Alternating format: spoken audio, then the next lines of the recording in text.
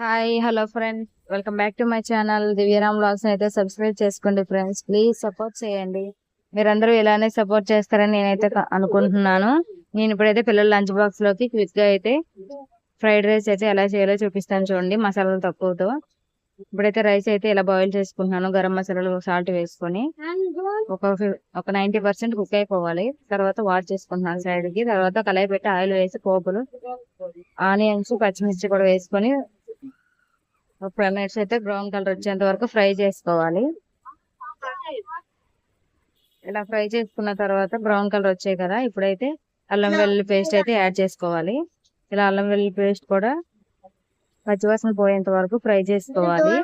ఇలా ఫ్రై చేసుకున్న తర్వాత ఎగ్స్ అయితే సైడ్ కి వేసుకోవాలి. ఆనియన్స్ అంతా సైడ్ కి తీసుకొని ఎగ్స్ అయితే 2 బీట్ చేసుకున్నాను. తర్వాత ఇలా ఫ్రై అయిపోయిన తర్వాత పసుపు, కారం, గరం మసాలాలు అయితే యాడ్ చేసుకుంటున్నాను. ఇలా వేసుకున్న తర్వాత ఒకసారి కలిపేసి అందులో అన్నం కలిపేస్తున్నాను.